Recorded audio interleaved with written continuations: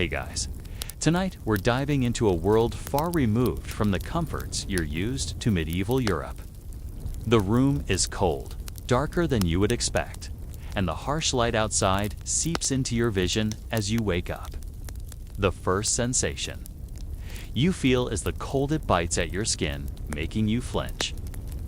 The bed beneath you is little more than a few rough blankets laid atop straw. Your limbs feel stiff, muscles protesting from a night spent on the unforgiving wooden floor. There's no soft duvet or warm mattress here, just an overwhelming cold that you know will define your existence. The chill in the air is sharp, it's almost physical, and it feels as though it's part of the very walls of this room. As you reluctantly rise, your bare feet meet the cold, hard ground, and you can't escape it. You quickly dress yourself in a worn woolen tunic, the rough fibers scratching against your skin. There's no luxury in this world, only survival. Everything about this life is designed to make you tougher, but you have to wonder, how long can anyone truly survive in these conditions? You step outside into a village that feels just as raw. Houses are small, thatched, and poor, barely offering any shelter from the biting wind that seems to constantly howl through the streets. You can see other villagers braving the cold, some working the land, others carrying water, and a few simply standing and looking out over the icy landscape. You feel isolated, like you've entered a world that runs on different rules. There are no modern conveniences, no comforts, only a deep, unrelenting struggle to stay alive. Historians still argue whether life in medieval villages was filled with a sense of solidarity or whether it was defined by intense isolation. Some believe that the tight-knit communities were built on mutual survival, while others suggest that the harshness of life led to a deeply self-reliant existence, where people barely trusted one another and only kept to their own. Either way, one thing is clear: survival is the only goal. As you begin your day, the sun barely breaks the horizon, casting long shadows across the frozen ground. The light seems weak, almost as if it's struggling to stay awake, just like you. With every breath, the cold cuts through you, biting your skin and making you wish for just a bit of warmth.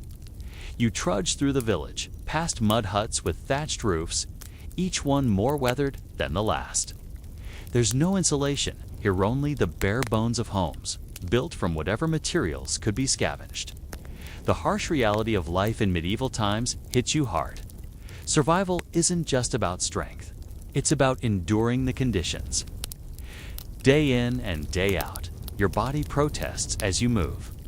The weariness from yesterday's labor still clings to you, your muscles stiff from constant use. A quick glance at your hands tells the story, rough and calloused, battered from years of working the land or tending to whatever craft your new role demands. The woolen tunic you wear scratches against your skin, offering no comfort from the cold, only a slight barrier between you and the elements. Even the cloak you've been given isn't much better, but none of this matters. In this world, luxury is a forgotten concept. Comfort is a far-off idea, something that only the wealthy can dream about. For you, it's simply about getting through the day. You see the blacksmith's forge in the distance, the first sign of warmth you've encountered. Its red glow flickers in the dim light, signaling the start of another grueling day of labor. The hammering sound is constant, a reminder that time does not slow down. You're immediately drawn to the heat, the smell of burning coal in the air. It's the only place where the cold seems to retreat. Even for just a moment, historians still debate whether the medieval world was designed to toughen the people or whether it simply crushed their spirits under the weight of daily hardships. Some argue that struggle was an intrinsic part of the human condition, one that shaped communities and identities. Others claim that the toughness of life created more than just physical resilience, forged a mental endurance, one that could withstand the crushing weight of a harsh environment. Either way, survival was everything. You're already exhausted, but there's no time to rest. The blacksmith gives you a quick nod as you pass his forge, a silent acknowledgement of your shared hardship. There's no greeting here, no pleasantries only. The understanding that everyone is trying to survive, one hammer strike at a time. You stand there for a brief moment, letting the heat soak into your cold body, the flickering flames of the forge warming you. If only for a second, historians argue whether the mental toughness that came from years of enduring harsh conditions in medieval Europe helped to build stronger communities, or whether it led to a more isolated mindset. Some believe that hardship brought people together in solidarity, while others argue that it created a culture of self-sufficiency and mistrust. Either way, the need for warmth was not just physical, it was deeply emotional too. The cold permeated not just the body, but the spirit as well. You continue walking through the village, the forge behind you, each step heavier than the last. You can't linger. There's work to be done, and the villagers expect you to contribute. As you pass by the well, you notice the thin layer of ice that has already formed on top. The water is cold, the process of drawing it even colder, but it's essential. Every chore, every action has its price, and every task comes with the same question: will you be able to endure it? Historians still argue whether the physical toll of medieval labor was natural or whether it was an unfortunate result of the era's lack of technology. Some argue that people simply accepted hard work as part of their daily lives, while others suggest that the lack of modern conveniences made life more difficult than it needed to be. Either way, the labor itself was part of the human condition, and no one could escape it. You fill your bucket and start the journey back to your home, your muscles already aching from the cold and the effort. There's no time to stop and reflect. There's always something that needs to be done. Whether you're cooking, mending tools, or preparing the fields for planting, it's always the same. The work never ends. But this is your life now. You return home, the weight of the water sloshing in the bucket pulling at your arms.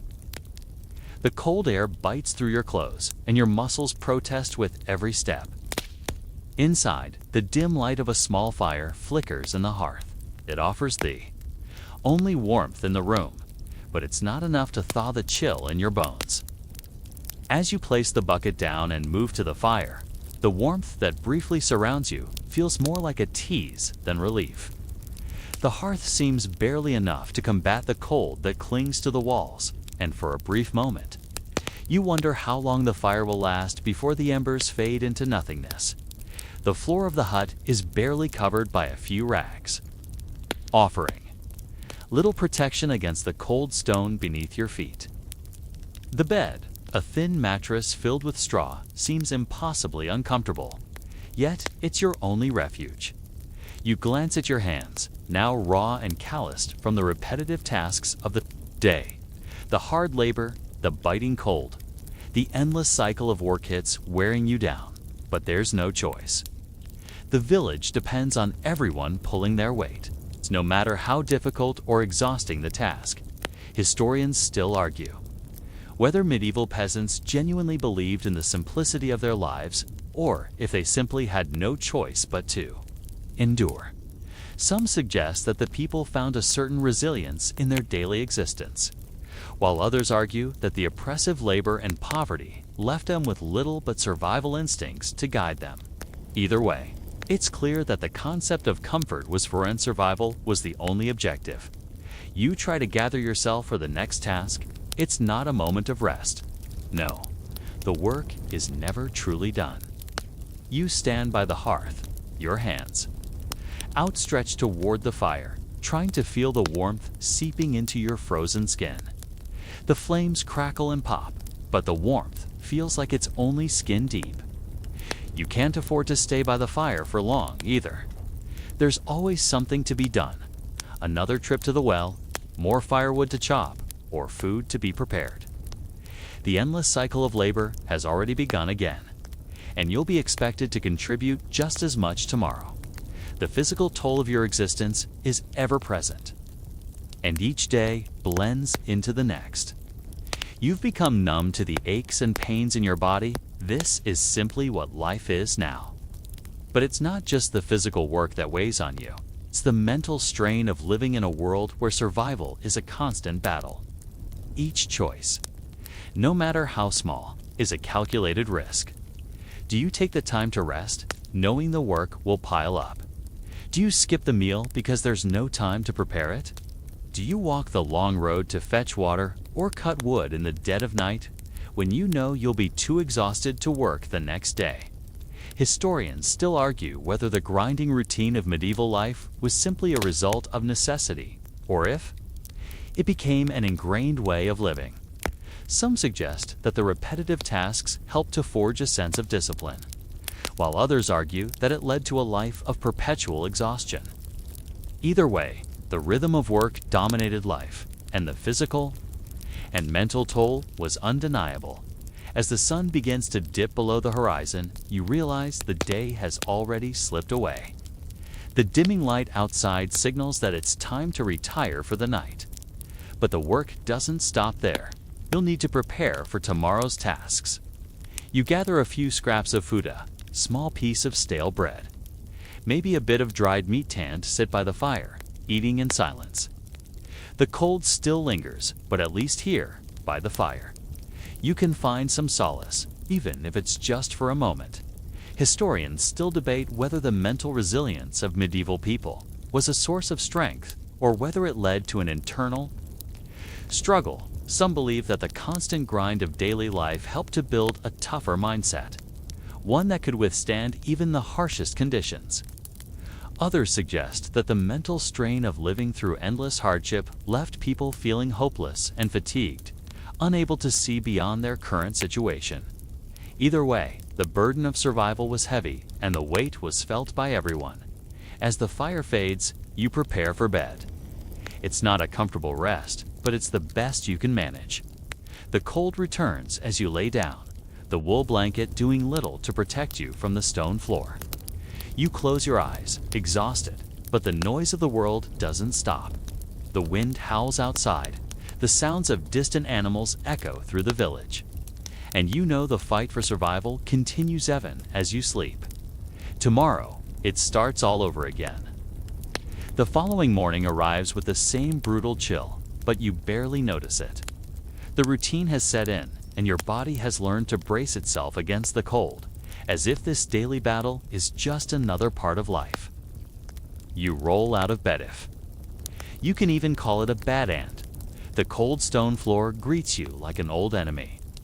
The wool blanket you've been using doesn't seem to help much anymore. Its rough fibers, a constant reminder of your station in life. There's no time for warmth, no time for comfort. The world outside is still waiting, demanding that you contribute. The sun barely rises above the horizon, and you already feel the weight of the day pressing down on you. You grab whatever clothes are closest, pulling on a coarse wool tunic and a cloak that provides little more than a thin layer of protection against the biting air.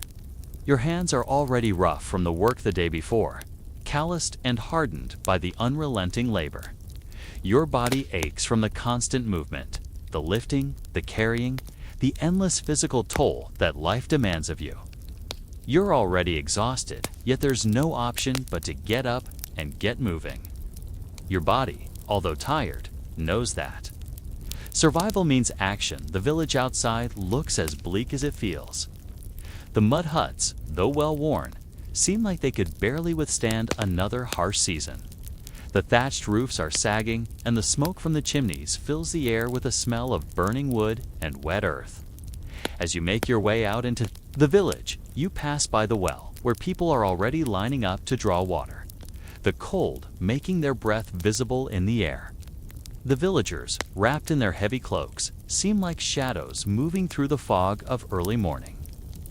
The world around you feels as gray as the sky, and you realize how little this place has to offer except for the promise of survival. If you work hard enough, you soon find yourself caught up in the endless cycle of chores that define every day. The tasks don't change, they never will. You help gather firewood, which is always in short supply.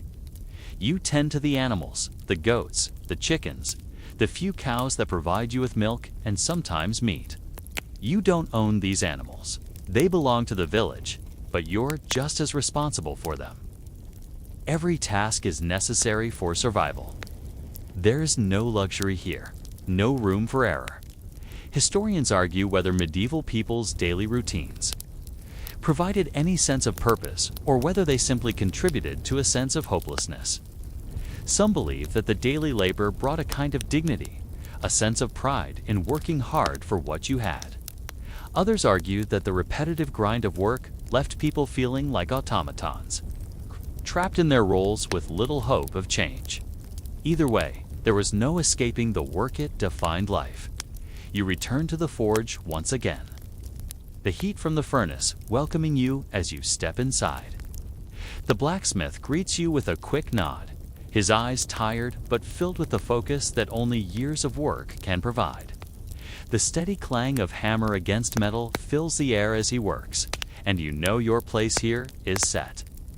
The anvil, the furnace, the hammer. These tools will define your day just as much as the food you eat or the clothes you wear. As you grab your own hammer, ready to begin your part of the work, you realize that this forge has become your world, and you will endure it as long as you can. Historians still debate whether the satisfaction of creating something with your own hands was a driving force in the blacksmith's life, or whether it was simply the necessity of survival that kept people working. Some believe that the blacksmith found meaning in the act of creation, while others suggest that it was merely a means to survive in a world that offered little else. Either way, the blacksmith's craft was rooted in both practicality and resilience, and the act of working the forge became an essential part of medieval life. As the hours drag on, the work begins to take its toll. Your muscles ache from the repetitive motions, the constant striking of the hammer against the metal. Your hands are raw, blistered, but you can't afford to stop. You glance at the other blacksmiths, who are just as tired, just as worn down. But they too continue, the work never ceasing. The forge is relentless, just like the world outside. The heat from the furnace feels comforting at first, but it soon becomes oppressive. Your clothes stick to your skin with sweat, and the air is thick with smoke and the scent of burning metal. Yet, you continue. There is no choice but to endure. Historians still argue whether the harshness of the blacksmith's work led to a sense of satisfaction or if it only created a deeper sense of fatigue. Some suggest that the knowledge that the work would always be needed, whether for weapons, tools, or trade, provided a sense of accomplishment, while others believe that the endless grind left blacksmiths mentally exhausted. Either way, the blacksmith's life was one of resilience and endurance, forged in the fires of constant labor. As the day winds down, you take a moment to step back from your work. The sun has set and the forge's heat begins to dim. The forge itself is cooling down, but the work is far from over. There's always another task to complete, always something else that needs to be done. You wipe your brow and glance at the small pile of completed goods stools, nails, weapons. It's all part of the endless cycle of labor that defines life. In medieval Europe, there's no rest, no relaxation, just a continuous push forward. The evening comes quickly, as it always does in this harsh, unyielding world. The chill in the air intensifies once the fire in the forge starts to die down. The work is done for today, but the grind doesn't stop. There's a strange sense of accomplishment mixed with exhaustion as you finish your last task. You're drenched in sweat, your hands sore from wielding the hammer for hours, but there's no time to relax. You need to gather your strength for tomorrow's labor, which will be just as grueling. The blacksmith's life is unrelenting, and even when the work is done, there's always more to do. The air in the village feels cold again as you leave the forge, the shadows growing longer across the ground. The streets are quieter now, the sounds of hammering and voices fading into the background. It's a small comfort to finally feel the cool air on your face after the oppressive heat of the forge. But even the night brings its own challenges. The cold creeps in through the cracks in your home, and there's no escaping the relentless bite of winter. As you walk home, you pass by the flickering candlelight in other homes, shadows dancing on the walls as families huddle together for warmth. They are no different than you struggling, enduring, and surviving. You finally reach your humble dwelling, and the sight of the small fire burning in the hearth is a relief, even though it barely offers enough warmth to stave off the nights. Cold. You sit down beside it, the crackling fire offering a sense of comfort for the briefest moment. But even here, in the flickering light, you can feel the weight of the day, the constant aches in your muscles, the weariness that never seems to go away. You close your eyes for a moment, trying to relax, but sleep is a distant thought. The tasks ahead tomorrow linger in your mind. Historians still argue whether the physical toll of life in medieval times was the result of necessity or the unavoidable realities of the time. Some suggest that people were built for the hard labor, while others claim that life in medieval society led to a deep-seated exhaustion that would last a lifetime. Either way, the work was essential to survival. And the physical cost was inevitable. You get up again, moving to the corner where your bed lies. The straw mattress looks less inviting now than it did when you first arrived, but it's all you have. The cold from the stone floor seeps through your bed, making it nearly impossible to find comfort. You wrap yourself in your blanket, which offers little protection against the chill. The night is long, and sleep comes reluctantly, your mind still racing with the thoughts of survival. You'll have to get up early once again. To repeat the cycle, historians still debate whether sleep in medieval times was more restful or whether it was just another unavoidable struggle. Some believe that people were used to poor rest, finding comfort in the mere idea of sleep. Others argue that the cold, combined with the hard work, made sleep more of a necessary evil than a reprieve. Either way, sleep in medieval Europe was a luxury few could truly enjoy. The morning arrives with the same grind, and you once again feel the cold immediately upon waking. The day begins, as it always does, with the same struggle. The furnace in the corner is already burning again, but it can never truly bring enough warmth. You can already feel the weight of tomorrow's labor pressing on your shoulders, but it's a familiar weight. The cycle doesn't stop, it just continues. Every day in this world is survival, no more, no less. Historians still argue whether medieval people's lives were defined more by their mental endurance or their physical labor. Some suggest that the constant work built a stronger mindset, while others argue that it led to a sense of perpetual exhaustion. Either way, the constant grind of medieval life was a defining characteristic, and it shaped the very essence of existence in a world where survival was paramount. As you gather yourself for another long day, you reflect briefly on the life that surrounds you.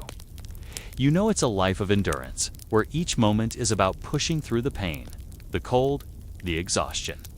And yet, even in this harsh reality, you have become something of the world around you, a product of relentless labor and unwavering survival. This is the world you wake up to every day, and it will be your world until you no longer can endure it. The following day, the cold wraps itself around you again as you rise. The early light is faint, and you can barely distinguish the world outside the thick fog that hovers over the village. The day feels like an endless repeat of the one before, with little relief in sight. You already know what's waiting for you the forge. The tools, the constant pounding, the hammering that never stops. You take a moment to gather yourself, knowing that another grueling day of labor is ahead. The world here is unforgiving, and there is no time for hesitation. You walk towards the forge once more, the same heavy feeling in your chest that comes with every day. You're greeted by the ever-present warmth of the fire, which feels like both a blessing and a curse. The heat from the furnace is suffocating, but it is also the only thing standing between you and the cold. The rhythmic clang of the hammer, On the anvil is a constant backdrop to your life. You work until your hands begin to ache, and your muscles groan with the effort. But there is no stopping. There's always work to be done, and the more you produce, the more valuable you become. In the community, you're not just shaping metal, you're shaping your existence. Each strike on the anvil is a small act of survival. The tools you create, whether horseshoes, nails, or weapons, are necessary to the world that surrounds you. They are the very things that help people live and protect themselves in a world filled with uncertainty. You feel the weight of that responsibility with every blow you strike. Historians argue whether the blacksmith's role in the community was truly valued or whether it was just a necessary part of the survival machine. Some believe blacksmiths were seen as essential, their skill highly respected, and their products in constant demand. Others suggest that while the work was crucial, the blacksmiths themselves were often viewed as just another laborer, their work expected rather than appreciated. Either way, one thing is certain: without blacksmiths, life in medieval society would have ground to a halt. As the day wears on, you begin to feel the physical toll of the work. Your hands are raw from gripping the hammer, your back sore from the repetitive movements, but there's no time to stop. The work doesn't care about your fatigue. The forge keeps burning, and the metal keeps calling. Each strike of the hammer brings you closer to finishing another task, another piece of the puzzle that keeps the world running. The noise of the hammer fills your ears, and you lose track of time. The hours seem to blur together as you focus on the work, the task at hand, the sweat dripping down your face as the heat from the furnace presses in. But even as the heat bears down on you, you can feel the tension building in your body. The constant strain, the repetitive motions, takes its toll. The toll isn't just physical. The constant grind can wear you down mentally as well.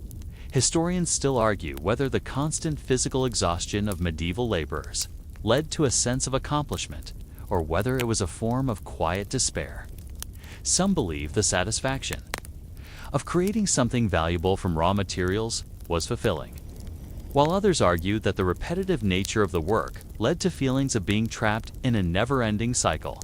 Either way, it's clear that resilience was a defining characteristic of the people who lived through it. As the sun begins to set, you finally pause. The forge cools slightly, the fire waning as the day fades. You've made your progress, and you step back to survey your work.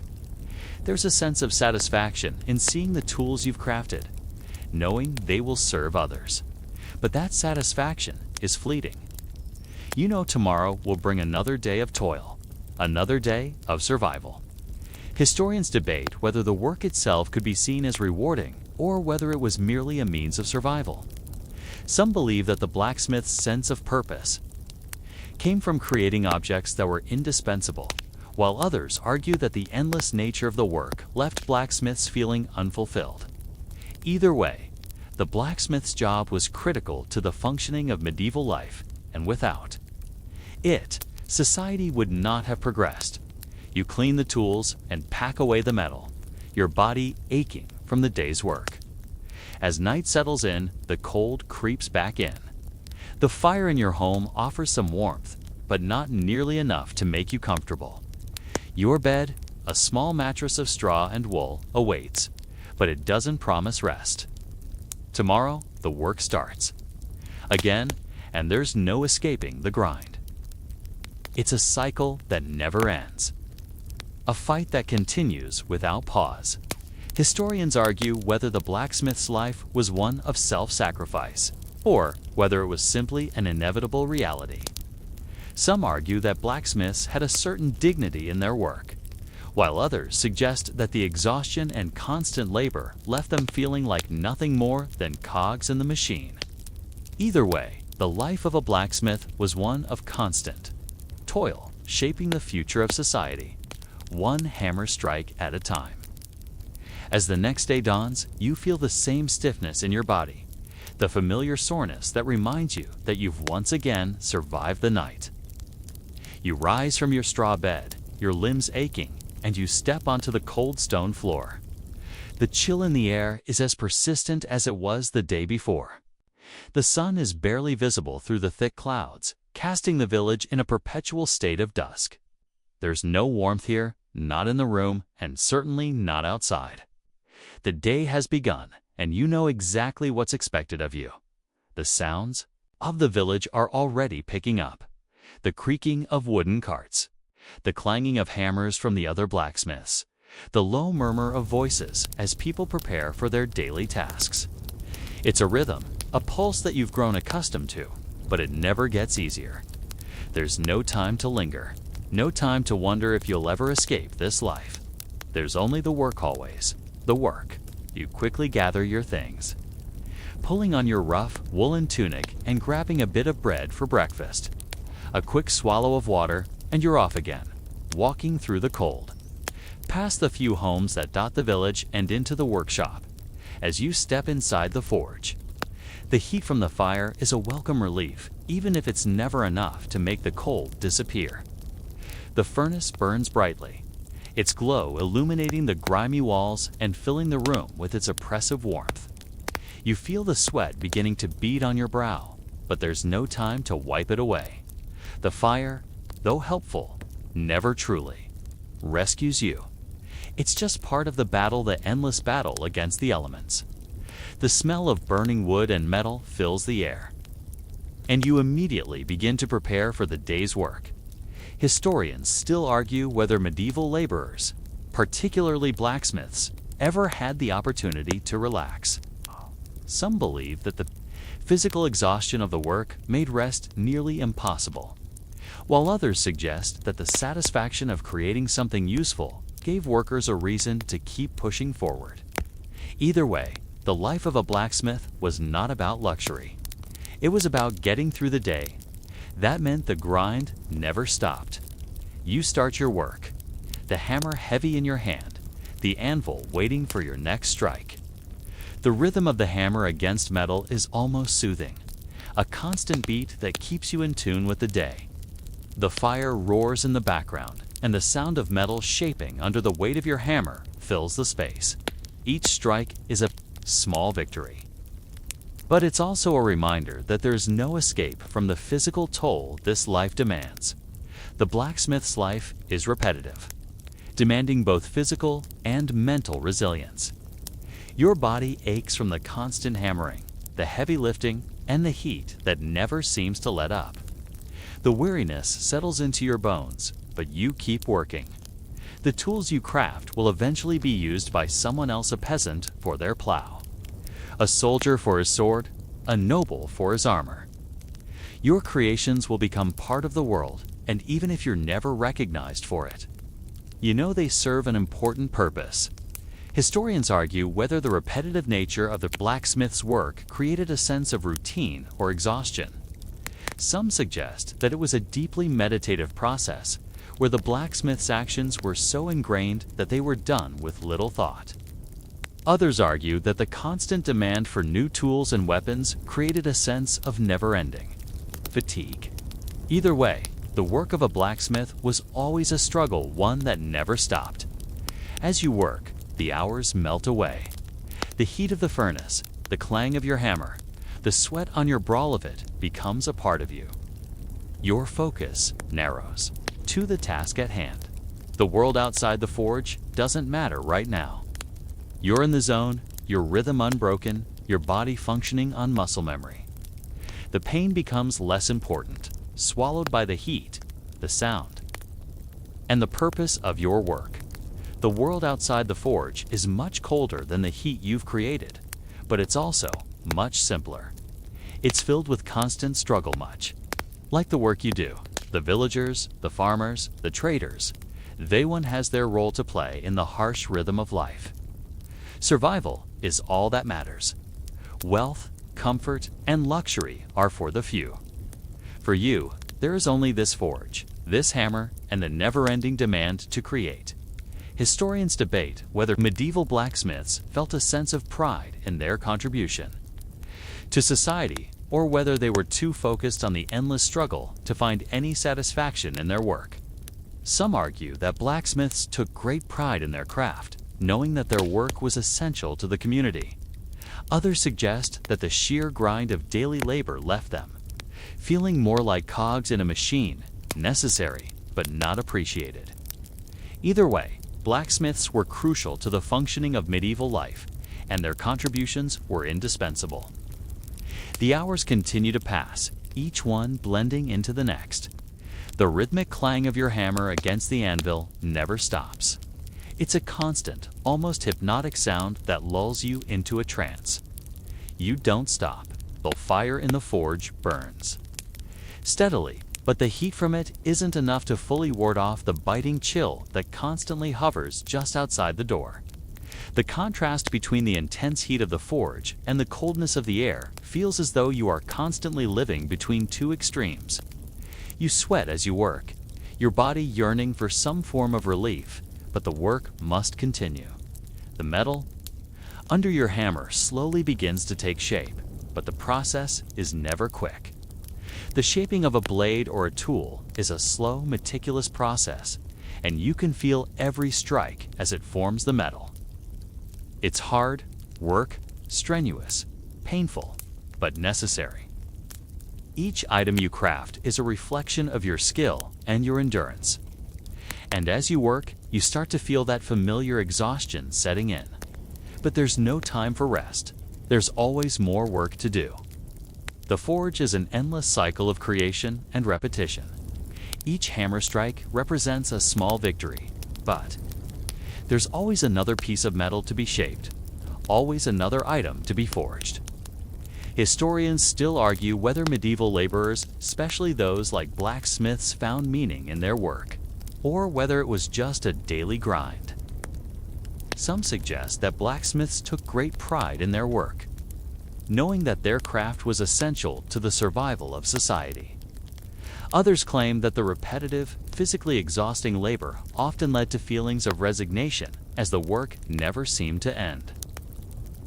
Either way, one thing is certain: life for a blacksmith was defined by an unyielding demand for hard work and an unbreakable sense of duty. As you pause for a moment to catch your breath, you take a step back and examine your work. A few new blades are starting to take shape on the workbench. They're crude but functional: a simple horseshoe, a blade for a sword, a few nails. Each one represents hours of effort, each strike of the hammer building the future. But even in the midst of this simple craftsmanship, you can't ignore the toll the work has taken on you. Your hands are raw, blistered, and covered in cuts, and yet you continue. There's no stopping now. The fire needs to be fed. The metal needs to be shaped. And you can't afford to leave the forge until your work is done. The life of a blacksmith is marked by the constant physical toll of the work. The repetitive motions wear on you, hammering, bending, shaping until every muscle in your body feels like it's on fire. You know you'll feel the effects of today's work in your muscles tomorrow, but that doesn't matter. It never has. You simply keep going. There's always something that needs to be made, something that needs to be repaired, and you are the one who must do it. Historians debate whether the constant labor of blacksmiths was seen as honorable or whether it was considered tiring and monotonous. Some argue that blacksmithing was one of the most respected trades in medieval society. It's a skill that demanded respect and was vital to the community. Others argue that the physical exhaustion and lack of recognition made the life of a blacksmith seem less glamorous than it's often portrayed. Either way, blacksmiths were essential, and without them, the medieval world would have been far less functional. You glance outside the forge, where the night is beginning to settle in. The village around you is quiet, save for the distant barking of dogs and the faint sounds of life continuing. But for you, the work never ends. The day may be over, but your mind is already thinking ahead to tomorrow's tasks. There's no rest in the life of a blacksmith. Even in the dark of night, the weight of your duties lingers always with you, always demanding more, as the flames from the forge flicker in the growing darkness. You clean your tools and prepare to leave. The heat from the furnace has started to fade, and the cold creeps back in. reminding you that the work isn't the only thing that challenges you. The world around you is a constant battle of the weather, the labor, the grind, but it's a battle you can't escape. Every day is a fight, and every day you wake up ready to face it again. The village sleeps, but for you, the world is always awake, always demanding. Historians still argue whether the relentless work of a blacksmith in medieval Europe was a result of necessity or whether it was part of a larger societal structure that dictated hard work and sacrifice. Some suggest that the physical toll was simply accepted as part of life, while others argue that it was a means of control and discipline. Either way, the life of a blacksmith was one of constant labor and unwavering endurance. The following morning brings with it the familiar sting of the cold air as it bites into your skin. You don't need to glance at the window to know the sun is barely cresting the horizon, the light still weak and distant. The cold settles into your bones as soon as you wake, reminding you that sleep, if it could even be called that, is only an escape from the harshness of the world for a brief moment. You get up from your straw mat, stiff from yesterday's exertions. There's no time to savor the slowness of the morning. Every second counts in this world. Every task, every action is essential to survival. You grab your tunic and cloak and quickly dress yourself. The wool is coarse, but it's the only protection you have against the cold. Your hands already feel the familiar stiffness of the morning, rough from the work that never stops. You gather yourself, preparing mentally for the hours ahead, when the grind will once again take its toll.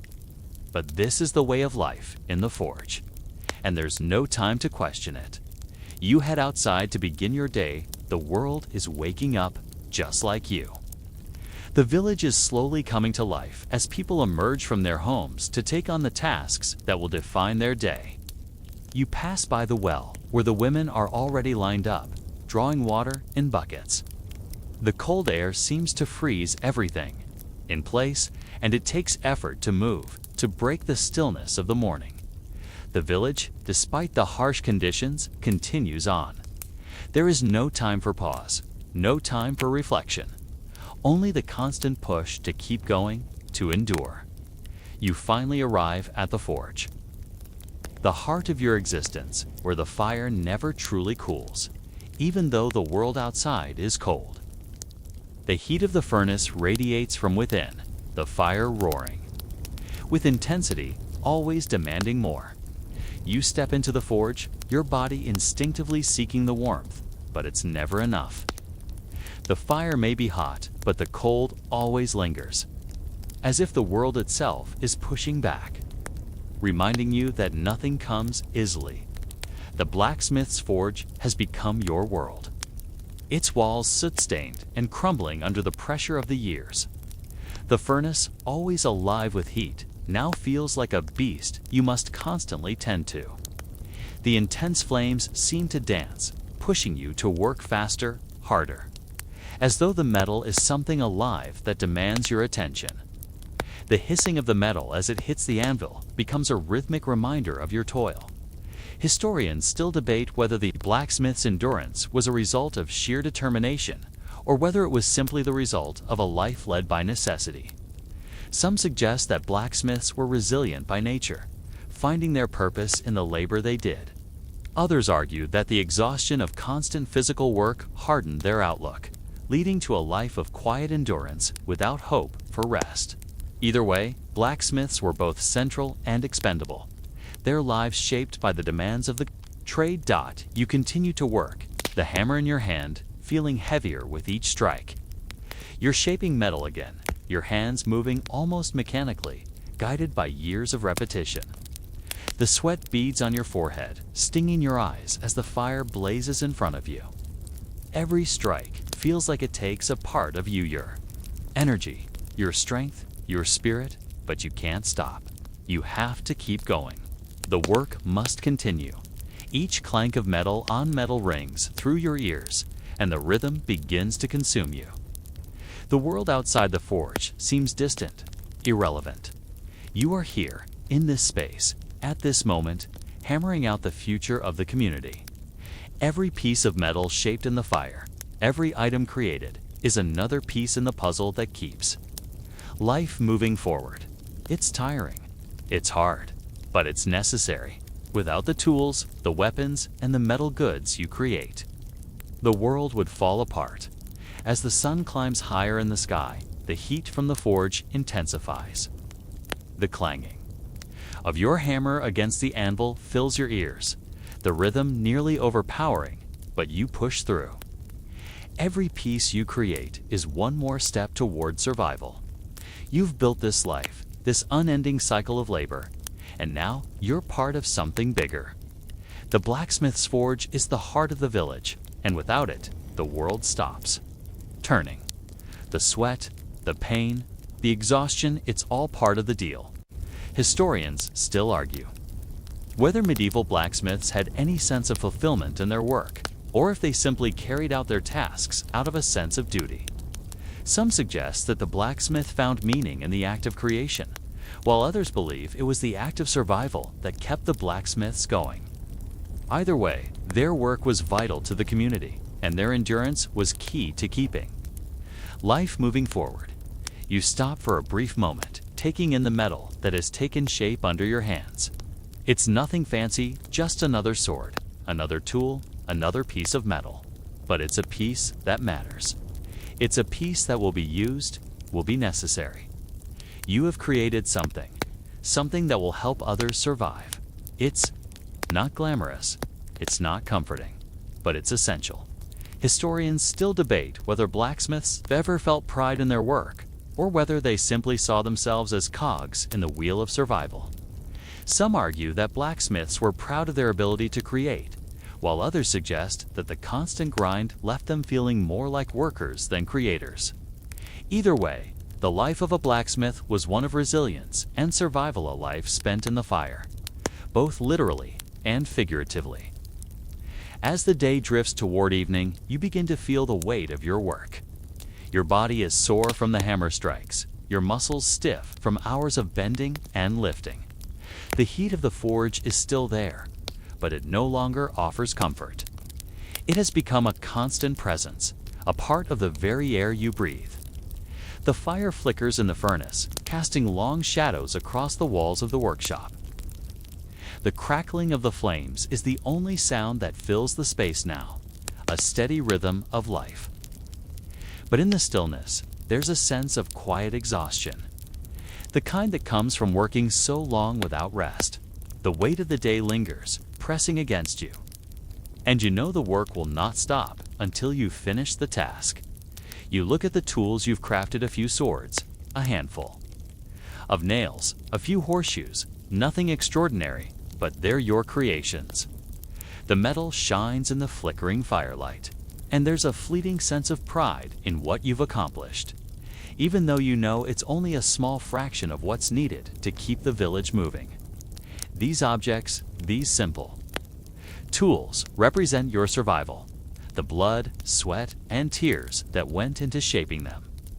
And yet, as you look at them, there's no relief. There's always more to do. There's always another piece of metal waiting for your touch, another need to fulfill.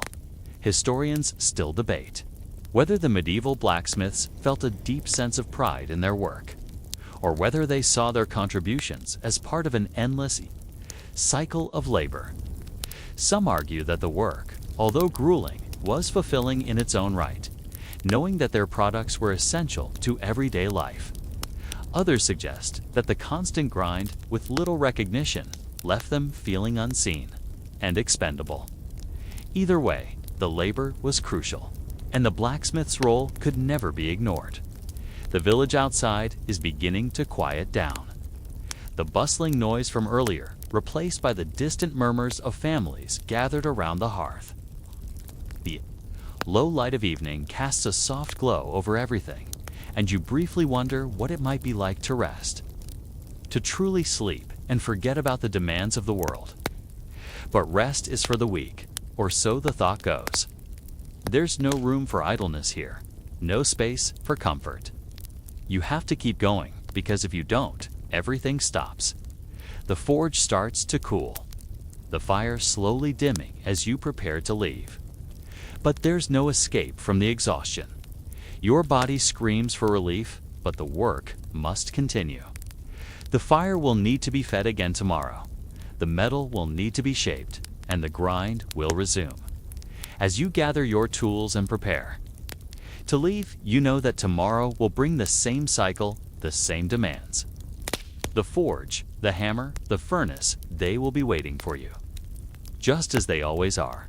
Historians still debate whether the exhaustion of a blacksmith's life led to feelings of resentment or whether it became a form of acceptance.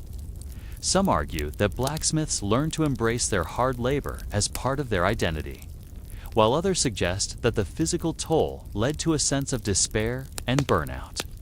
Either way, the work was unrelenting, and the blacksmith's role was central to the functioning of medieval society. You step outside the forge into the cold, the chill of the night air immediately striking you. The world outside is quiet, the sky a deep shade of indigo as the stars begin to twinkle above. The cold seems to swallow you whole, but you have no choice but to keep moving. The village is dark, and the only light you see is from the faint glow of the furnace behind you. As you make your way back home, you feel the familiar ache of your body, the constant weight of the day's labor still pressing down on you. You know you'll need to rest, but it's never enough. The work waits for no one, and the cycle continues. Historians argue whether the physical toll of medieval laborers, like blacksmiths, was seen as heroic or whether it was simply the result of a world built on hard work and necessity. Some believe that blacksmiths were revered for their skill and resilience, while others suggest that the daily grind left them feeling like nothing more than tools themselves, necessary, but often forgotten. Either way, the work was indispensable, and the blacksmith's life was one of unrelenting endurance. As you prepare to sleep, the weight of the day lingers. The warmth from the forge is gone, replaced by the cold stone of your bed. The familiar discomfort of your straw mattress settles around you, and you know the cycle is about to begin again. Tomorrow will be just like today, and the work will never stop, but you will endure it. Because in this world, that's all you can do: survive. Keep going. And tomorrow, you'll wake up to do it all over again. The morning comes far too quickly. Your body protests as you rise, sore from the constant hammering and relentless heat of the forge. The aches in your arms, your back, your hands, they're reminders that yesterday was just the beginning. It's another brutal day of toil, and as the cold stone floor bites at your bare feet, you know that the routine won't change. The chill from the early morning air creeps into your bones, but you've grown used to it by now. You've learned that the cold is your constant companion, just as much a part of your life as the hammer, the anvil, and the furnace. You pull on your woolen tunic, your fingers stiff from the cold, but there's no time to hesitate. You grab your cloak, bundling yourself in layers to ward off the biting air as you leave your meager home. The world outside looks the same as always: the muddy roads, the low stone walls, and the shivering figures of villagers heading to their own work. They move quickly, bundled in thick wool cloaks and furs, just like you. It's another day of surviving, of scraping by, of doing the work that keeps the world turning. There's no luxury here, no soft comforts, only the unyielding pull of necessity. You reach the forge, the familiar roar of the furnace greeting you like an old friend. The heat, though brief, is always a relief after the morning cold. The blackened walls and soot-covered ceiling feel like home to you now. They are the place where you spend your waking hours, shaping metal, bending it to your will, creating tools, weapons, and everyday objects that the village needs. The sounds of the forge are like a lullaby now, the rhythmic clanking of hammer on metal, the hissing of heated iron as it meets the anvil, the crackle of fire licking at the metal. Historians debate whether the blacksmith's connection to his workplace was more about the physical space or the deep psychological toll it took on him. Some argue that the blacksmith's forge became an almost sacred space, where the work had a spiritual significance. Others suggest that the work itself, so harsh and demanding, made the forge little more than a prison, a place of endless toil. Either way, there's no escaping the forge's pull. It's where you belong. You start your first task of the day, the familiar weight of the hammer in your hand. The metal is already heated, the furnace roaring as it reaches the right temperature. The smell of burning wood and metal fills the air, and the heat is nearly unbearable. But you've learned to endure it, just like everything else. Every day is a battle against the elements, the heat of the forge, the cold of the morning air, and the sweat that pools at your brow as you strike the metal. There's no time to think about how tired you are, how sore you feel. You keep working.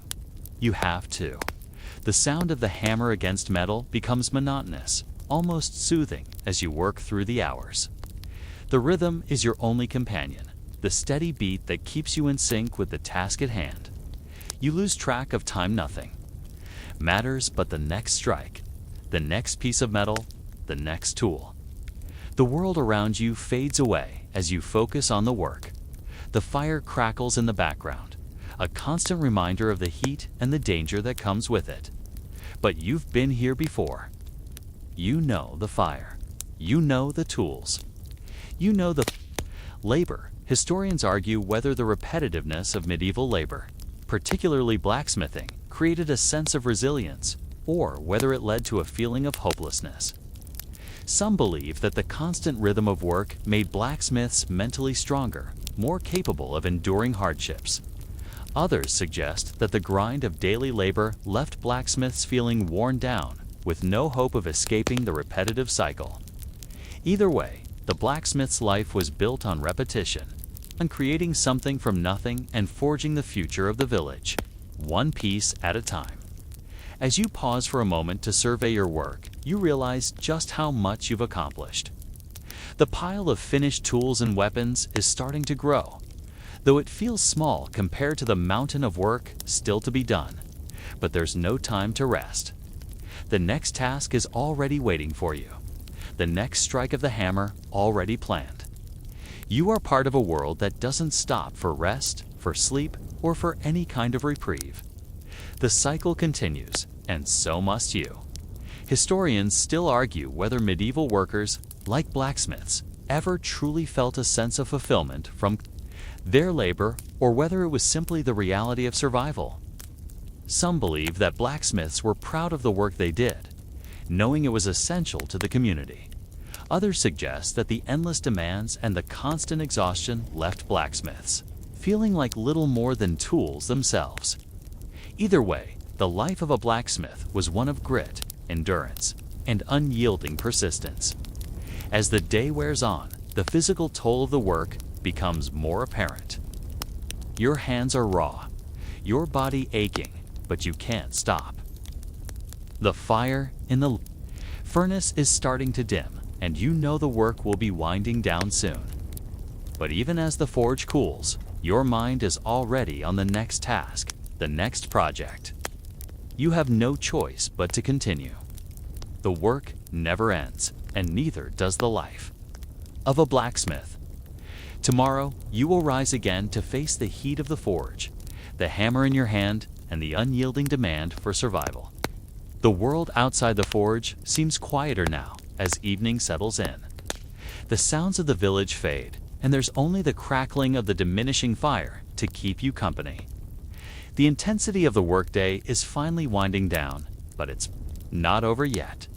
The forge still needs tending, the tools need cleaning, and there's always one last task to finish before you can rest. But even as you scrub down the anvil and gather your tools, your thoughts drift to the day's work, exhausting, grueling, yet essential. Each piece of metal you shaped, each weapon you forged, adds to the world around you. It's a small but important part of the never-ending machine of medieval life.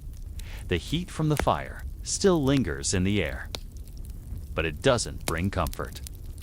The sweat that soaked your clothes is starting to cool, leaving a sticky, uncomfortable feeling on your skin. The clink of your tools on the stone floor echoes in the forge, and you pause for a moment to take a breath. It's rare that you get the chance to catch your breath during the day. But now, in the quiet, you realize just how much the labor has taken from you.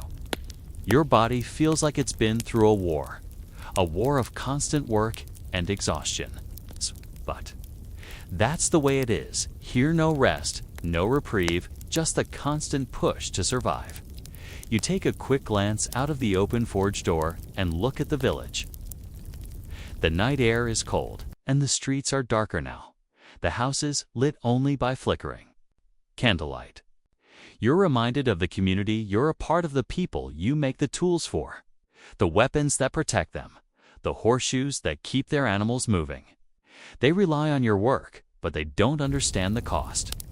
They don't see the blood, the sweat, and the sacrifice you make every day. The labor is yours alone, and even as you create what's needed for the world, you can't help but feel invisible at times.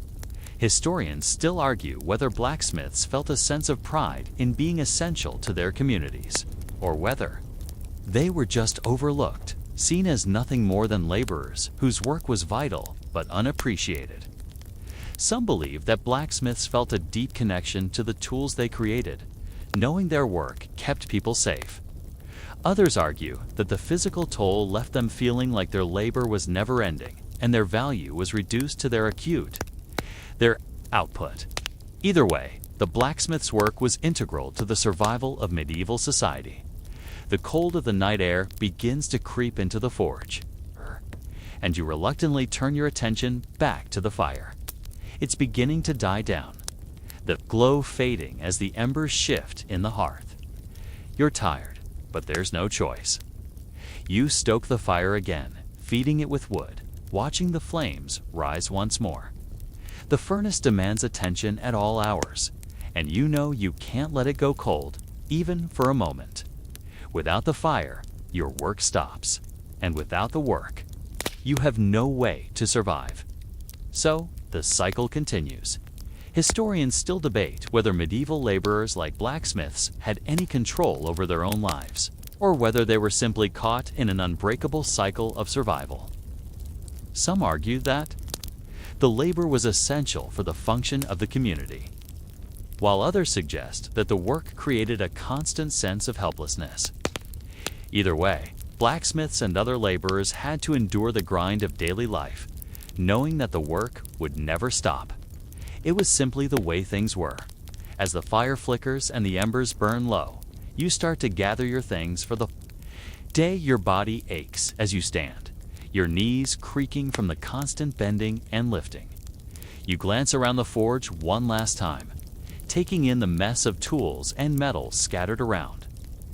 The work is never truly finished. It's always there, always waiting.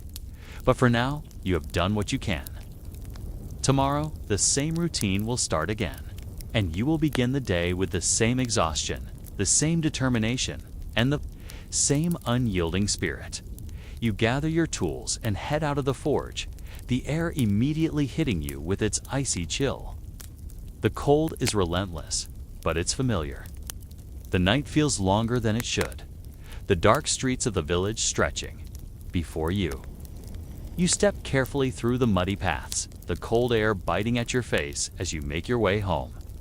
It's a lonely walk, and as the village fades behind you, the weight of the day lingers.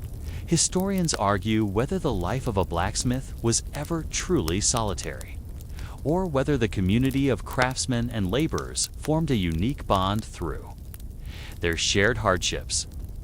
Some suggest that blacksmiths worked in isolation, facing the harsh realities of their labor alone, while others believe that the camaraderie among workers created a sense of shared purpose.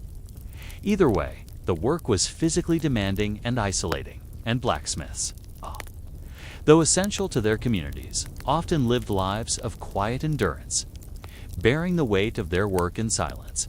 As you reach your small home, the familiar cold hits you again, and you're reminded that no matter how hard you work, there's no escaping the cold. The village may sleep, but for you, there's no real rest. Tomorrow will bring the same work, the same sacrifices, and the same grind. And you will rise again to meet it, just as you always do. The next morning comes as predictably as the cold tits, an old, familiar pattern, one you've learned to accept. The gray light creeps through the cracks in your modest home, but there's no sense of warmth. The village outside remains as silent as ever, save for the occasional caw of a crow or the soft rustle of wind through the trees. It's another day, another chance to push through the pain and exhaustion that is the blacksmith's life. The cold is your ever-present companion, biting at your skin as you rise from the thin straw mattress. Your body stiff from yesterday's labor. You drag your tired body into motion, feeling every sore muscle as you move. Your fingers are still. Raw from the constant hammering, your hands calloused and battered by the tools you use every day. The walk from your home to the forge is short, but it feels like a lifetime with each step. The path is still wet from the earlier frost, and your boots make a soft, squelching sound in the mud. But there's no room for hesitation. No room for anything other than getting the job done. The cold is even worse in the early morning. Every breath you take feels like it could freeze in the air. But once you step into the forge, the warmth from the furnace hits you immediately. It's still harsh and unrelenting, but it's better than the cold. The fire is already roaring, the flames licking up the walls, but it can never quite push away the chill completely. It's like fighting. A losing battle, but you don't have the luxury of stopping. You don't have the choice to rest. The fire is your ally, but it's never enough. Historians still argue whether the constant physical strain of blacksmithing led to a sense of pride, or whether it made the blacksmith feel like a servant to the forge, constantly enslaved by the work. Some believe that blacksmiths took pride in their vital role in society, knowing their craft was essential. Others suggest that the constant labor led to a sense of drudgery, with no escape from the cycle of hard work. Either way, the blacksmith's life was filled with toilet wavering and unrelenting. You stand in front of the furnace, your muscles already aching as you stoke the fire. The metal is heating up, glowing red with the flames. It's time to begin. The hammer is heavy in your hand as you grab it, ready to start the day's work. You swing it down onto the glowing metal, the clang of metal against metal filling the air. Each strike is measured, but you can't help but feel the weariness in your body. Sparks fly, the fire crackling as it burns away the soot on the metal.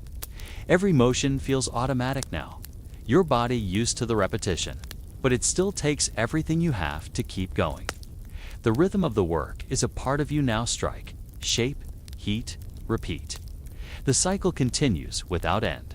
The anvil's surface is marked by years of use, pitted and scarred from countless hammer strikes. But it's strong, steady, and reliable, just like you. The fire continues to flicker, the metal bending to your will with each strike. The sound of your hammer against metal becomes like music, a steady, constant beat that fills your ears. The exhaustion creeps into your limbs, but you ignore it, focusing on the task at hand. Historians debate whether the repetition of the blacksmith's work created a sense of peace or whether it led to feelings of emptiness. Some argue that the consistency of the labor gave blacksmiths a sense of control over their lives, a steady rhythm in a world full of uncertainty. Others suggest that the repetition led to a sense of detachment, as blacksmiths became more focused on the physical demands of the job than the meaning behind it. Either way, the work was grueling, but it was necessary. The hours pass as you continue to hammer the metal into shape. The fire crackles and pops, but the air inside the forge is still, filled only with the heat and the sound of your labor. The clink of the hammer against the metal is your constant companion, your only connection to the world outside. The forge has become your universe, its walls your boundaries, the anvil your only true friend. There is no escape from this reality, no time for idleness or reflection. Every piece you create is a test of your strength, of your endurance. Historians argue whether the work of the medieval blacksmith was ever seen as a form of art, or whether it was simply a grueling necessity. Some believe that the creation of tools, weapons, and armor was seen as a craft in its own right, a form of expression. Others argue that the constant labor left little room for pride or personal satisfaction, and blacksmiths were simply workers' cogs in a much larger machine. Either way, the blacksmith's skill and labor were vital to the survival of medieval society. The fire begins to fade as the night stretches on, and you start to feel the weight of the day's work on your body. Your hands are sore, your arms heavy, and the sweat has long since dried, leaving your skin gritty and uncomfortable. But you can't stop now. You still have work to do, and you won't leave until it's done. The forge will need to be stoked. Again in the morning, the fire will need to be fed, and the work will continue. But for now, you finish your last task of the day, your hands trembling from exhaustion. Historians debate whether the blacksmith's role in medieval society was ever truly appreciated or whether it was simply seen as a necessary evil. Some suggest that blacksmiths were respected for their skills, while others argue that the grueling work left them feeling like unseen laborers, indispensable but often overlooked. Either way, their contributions were vital, and without them, the medieval world would have been far less functional. You leave the forge at last. It's a cool night air hitting you with the same unrelenting chill as always. The day is done, but the work never stops. Tomorrow, you will return to the forge, ready to face another day of labor, sweat, and fire. It's the life you've chosen, the life you have no choice but to continue. And as you walk back home, your body aching and your mind tired, you know that there will be no rest. There never is. The morning comes once again with the same biting cold, but you've grown accustomed to it. The chill is a constant, just as the work is. As your eyes crack open, there's no gentle stretch, no cozy roll under the blankets. You've learned that sleep in medieval times doesn't come easily, especially when the world outside is as harsh as the work inside your forge. You shift your body, stiff from yesterday's labor, and drag yourself out of bed. It's a cold, hard reality, stark contrast to the warmth of your dreams, which were likely filled with fire and the hum of metal on the anvil. You bundle up in your wool tunic and cloak, feeling the cold sting of the morning air as it presses against your skin. The air outside is damp, heavy with the fog that rolls in over the village. You step out, your boots crunching against the frozen mud of the village road. The path to the forge feels like an eternal journey, each step slower than the last. The world feels still, almost as if the village is still asleep, but you know better. It's just another day, another round of work that you'll carry out without much thought. You're a blacksmith, this is your life, and it's a life full of constant struggle. You reach the forge, the familiar roar of the furnace greeting you like an old friend. The fire, even in the early hours, is already alive, but it feels as though the whole world outside still resists the warmth. You step inside the forge, feeling the heat envelop you, momentarily offering a brief reprieve. But just like every other day, the furnace won't fully release you from the cold. It's not meant to. It's not meant to provide comfort, only function. You grab your hammer and begin your work. The sound of your hammer striking the metal is the only thing that fills the silence now. The clanging of metal against metal, a steady rhythm that's almost hypnotic. The heat of the forge is unbearable, the sweat starting to bead on your brow, but you can't stop. You have no choice but to push through. You are the forge's servant, just like the metal you shape. The tools you create, cheap one essential to the functioning of the village, depend on your unyielding labor. Historians still argue whether the blacksmith's relationship with his work was more about survival or meaning. Some argue that blacksmiths viewed their craft as a necessary survival tool, a way to maintain the functionality of the world around them. Others suggest that the blacksmith's craft became a way to connect with something larger, offering some measure of purpose in a world ruled by hard labor. Either way, there's no denying the importance of the work hand, the warsi, the exhaustion it brings. Your hands are already sore from the first strikes of the day. Blisters from the past few weeks have yet to fully heal, and the strain from constant work seems to only worsen with every movement. The metal, now glowing red from the furnace, takes shape under your steady hammer. Every strike of the hammer demands more of your energy, but you can't afford to stop. The rhythm becomes automatic, as it always does, and soon you're lost in the physicality of it all. Your body moves with practiced precision, your muscles feeling every hammer stroke. But your mind is focused only on the task at hand. As you work, the physical toll is always apparent, but so is the sense of pride in what you do. It's a dichotomy. You're familiar with pain and satisfaction intertwined. The sweat, the blisters, the burns, they're all part of the process. But there's something satisfying about shaping something with your hands. Something so tangible. Something that will be used, something that people will rely on. That sense of purpose is what gets you through each grueling day. Just as the fire fuels your forge, historians argue whether the constant labor and exhaustion of blacksmithing led to a sense of fulfillment, or whether it simply became a grind. Some suggest that blacksmiths could find pride in their work, knowing their creations were integral to the functioning of society. Others claim that the exhaustion led to mental fatigue, where the work seemed endless and repetitive, leaving little room for joy or fulfillment. Either way, the blacksmith's life was marked by resilience, always pushing forward despite the toll it took. The day wears on, the fire continues to burn, and the hammering never stops. As the sun begins to set, the shadows grow long inside the forge, but the heat continues, as does the relentless work. You're no longer just shaping metal, you're shaping the future of this world, one hammer strike at a time. The blacksmith is not just a worker. You are a creator, and in your hands, the world takes shape.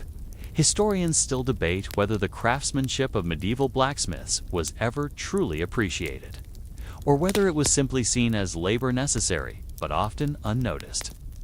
Some argue that blacksmiths were respected for their skill, while others suggest that their work was only valued for its utility. Either way, there's no denying the importance of the blacksmith in the medieval world. Without their labor, the kingdoms would fall apart. Their tools, weapons, and armor were essential to the very survival of society. And so, as you finish your last task of the day, your muscles aching and your body exhausted, you step back from your work. The forge begins to cool, and the last embers flicker weakly. The day is done, but tomorrow the cycle begins again. There's no end to it, no rest, no reprieve. You've done your work. You've shaped the future of this world, but the forge is never truly empty. It will always demand your presence, and you will always answer. Historians still argue whether the blacksmith's work was ever truly rewarding, or whether it was just the only life they knew. Some suggest that blacksmiths found satisfaction in creating things that helped others. Others argue that the daily grind became soul-crushing, leaving them feeling like tools themselves. Either way, the blacksmith's labor was integral to the functioning of the medieval world, a vital and unforgiving existence. The next morning arrives with the familiar weight of exhaustion pressing against your body as you rise. The ache in your muscles is constant, but it's nothing new. Every morning, the pain is there like an old friend that visits uninvited, a reminder that the work is never ending. You step out of your bed, a crude affair made of straw and wool, but the discomfort doesn't matter. You have learned to live with it. The real pain comes when you step into the day's labor. The fire and the metal, the heat and the hammer, there's no respite from it. The world outside your door is still dark as you make your way to the forge.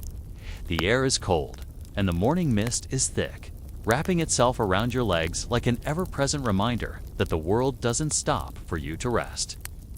You're used to it now, the endless grind. The world moves, and you move with it. No time to hesitate, no time to complain. The cold of the early morning feels like it's trying to drag you back into the warmth of your bed, but you have no time for that. Survival is waiting at the forge. As you step into the forge, the heat hits you like a wave. It's the one place where the cold doesn't reach.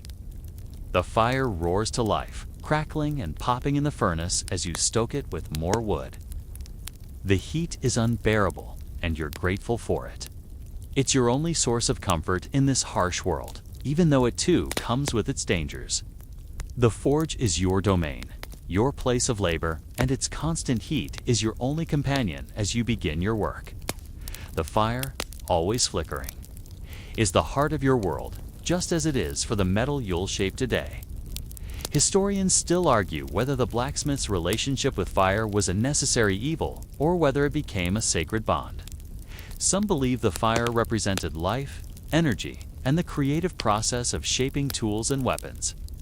Others argue that the fire was a constant source of danger, both physically and psychologically, reminding blacksmiths of the risks they took every time they stoked the flames. Either way, the forge and fire were inseparable, and the blacksmith's life was forever bound to both. You start heating the first piece of metal for the day. The flames in the furnace dance around the iron, heating it to the perfect temperature. You're already covered in sweat as the heat intensifies. The fire feels like it's eating you alive, yet you endure. You pick up your hammer, feeling the weight of it in your hand. It's the same hammer you've used for years, worn smooth by constant use, but still strong. You raise it and strike the metal, the clang of the blow ringing out. Every strike feels like it takes a little more of you, your energy, your spirit, but you can't stop. You're committed to the work. The village needs you. The kingdom depends on your tools, your weapons, your labor. The repetitive motions of your work are automatic now. Strike, shape, heat, repeat. It's the same rhythm, the same ritual, day in and day out. But each strike is a reminder of your purpose. You don't have the luxury of contemplating the larger meaning of your work. You can't afford that. The hammer falls again and again, the metal taking shape beneath your hands, bending to your will. It's a hard life, a tiring life, but it's the life you've chosen. Historians debate whether the physical toll on blacksmiths, like you, was ever truly acknowledged. Some suggest that blacksmiths were seen as heroes creating the tools that allowed medieval society to function. Others argue that the brutality of the labor led to a sense of invisibility, where blacksmiths were simply seen as cogs in a larger machine, indispensable but overlooked. Either way, the blacksmith's role was crucial. And the labor was endless, with no rest, no relief. The sun begins to rise higher, and you can feel the day stretching out before you. The hours pass in a blur of metal and fire, each piece shaped with your hands, each hammer blow a small victory. The world outside may seem distant, but here, in the forge, you are creating necessity. Every object you make has a purpose, whether it's a sword for a soldier or a horseshoe for a farmer. You don't just make things, Gabe. You make the tools that keep the world turning. The weight of that responsibility is not lost on you, but it's not something you can dwell on. The work must continue. Historians argue whether blacksmiths had a deep sense of connection to the tools they created. Some suggest that the blacksmith viewed each creation as a work of art, a piece of mastery. Others believe that the constant grind of labor left blacksmiths disconnected from their own work, seeing it as just another piece of metal that would eventually be used or discarded. Either way, the blacksmith's labor was far from glamorous, but it was always essential. You pause for a moment, looking at the piece you've just finished. It's nothing special, a horseshoe perhaps, or a basic tool, but it represents another step forward. Another piece in the larger puzzle of survival.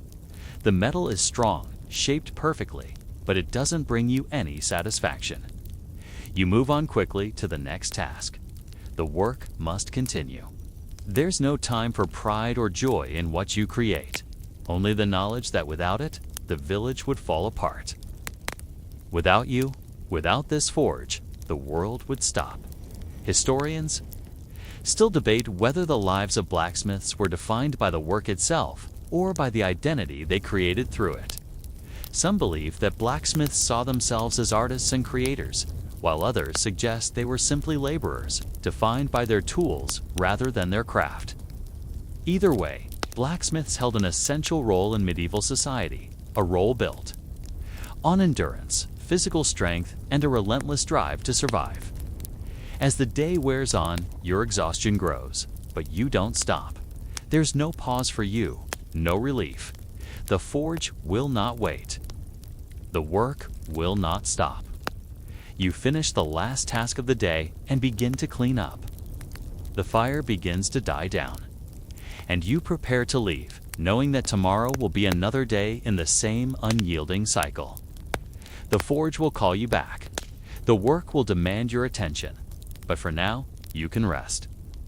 If only for a moment.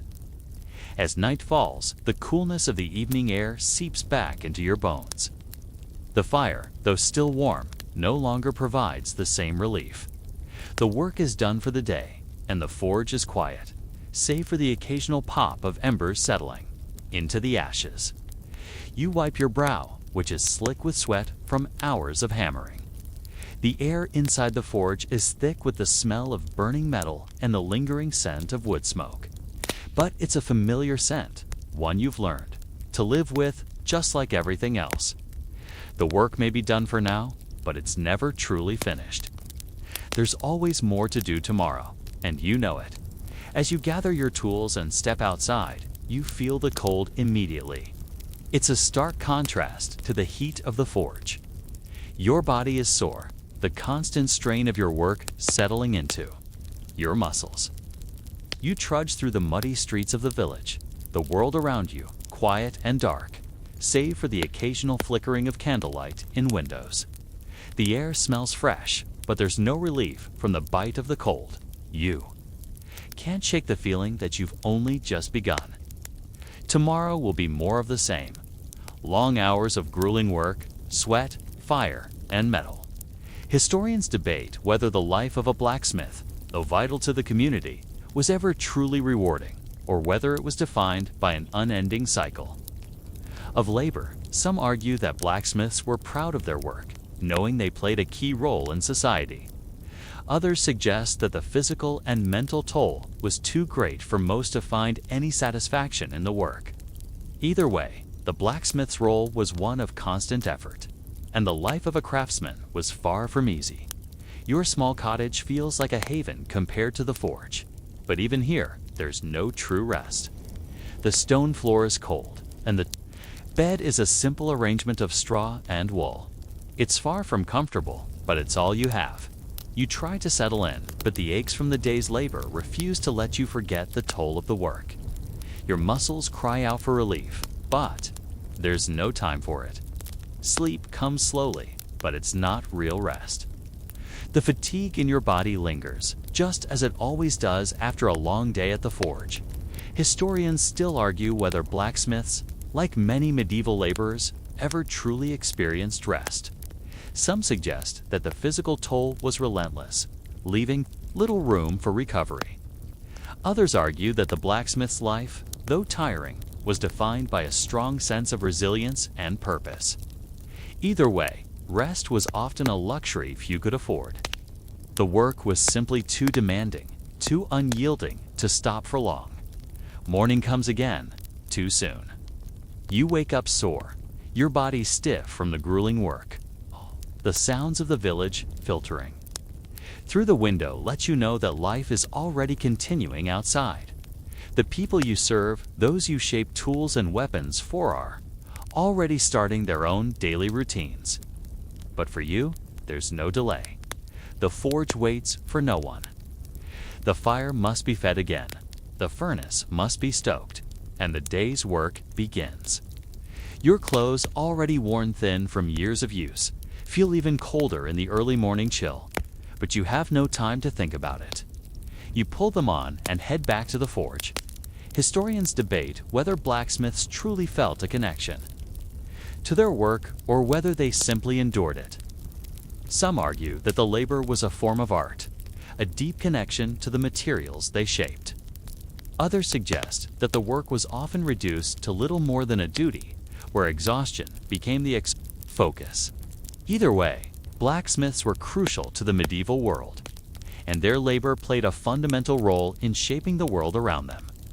The forge is still warm when you arrive. The familiar heat immediately hits you. But it's never enough. The fire can't chase away the exhaustion.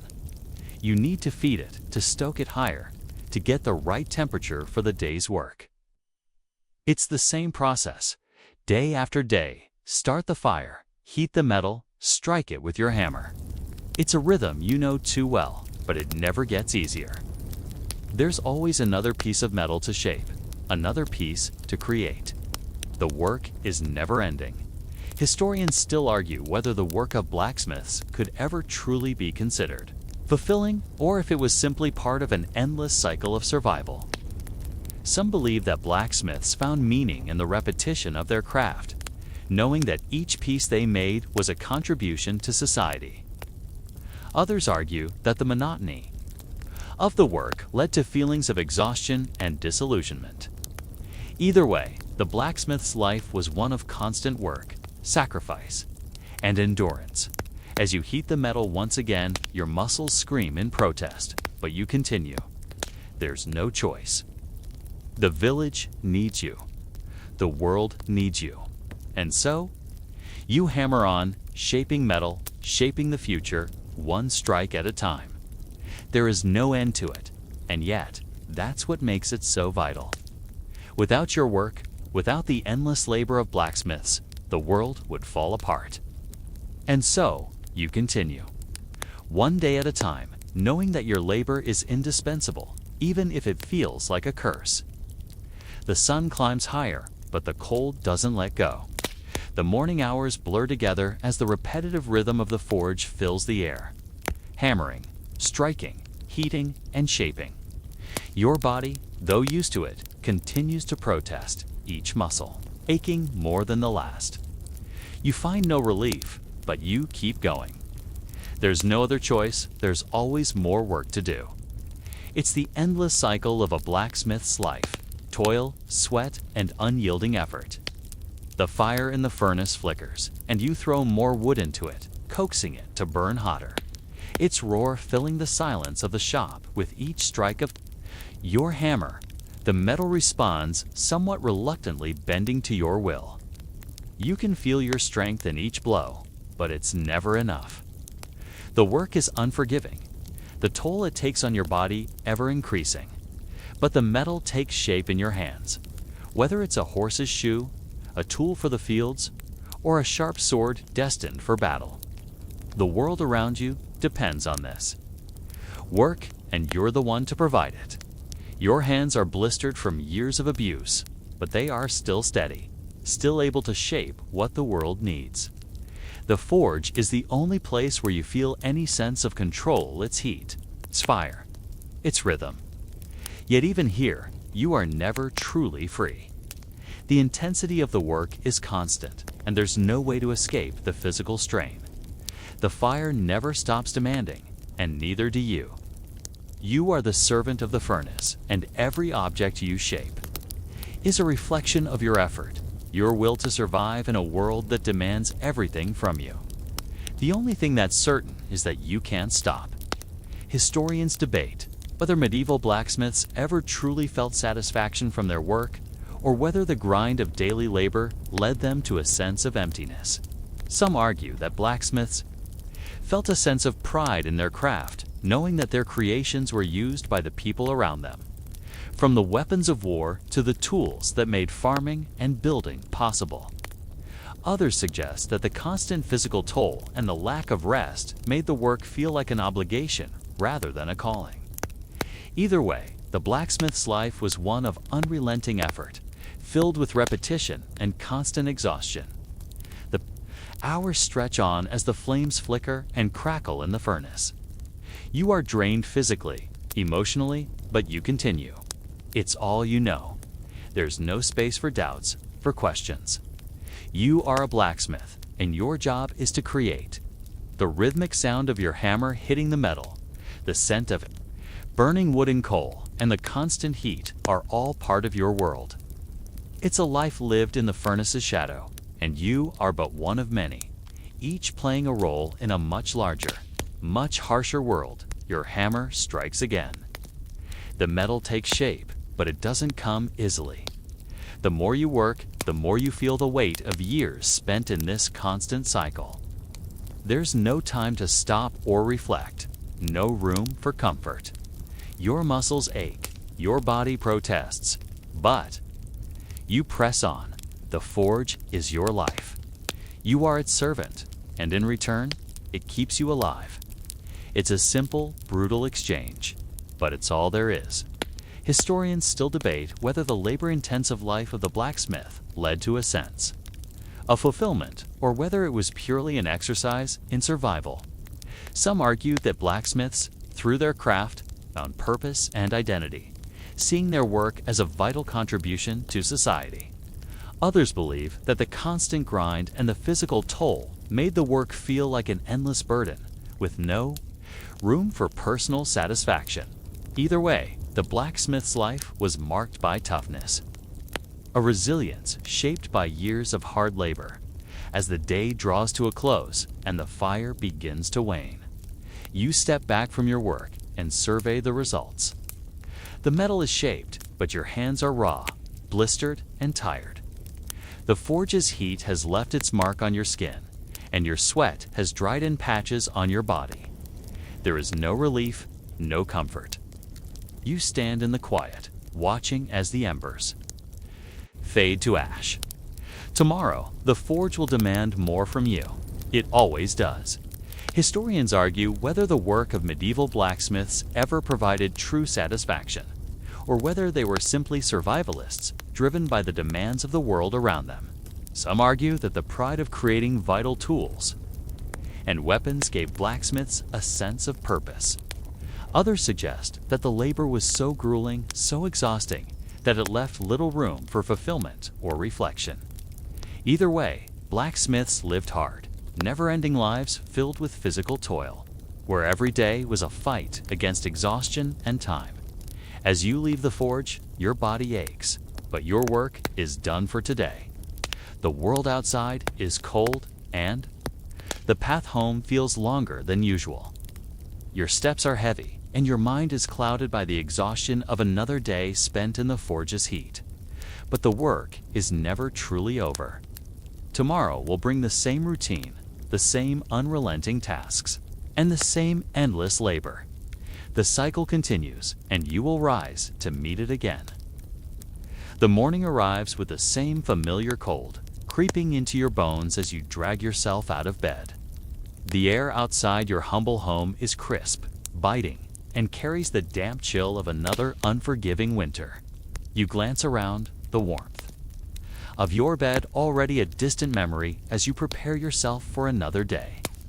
The aches from yesterday's work are still present, but there's no time to dwell on them. The forge calls, and you must answer, as it always does. Your body may be sore, but you know the routine. There's no escape, no reprieve. The work will never stop. You pull on your woolen tunic, its fabric stiff and rough against your skin, and step outside. The path is still muddy, with the remnants of frost from the night before lingering in the shadows. The village is quiet.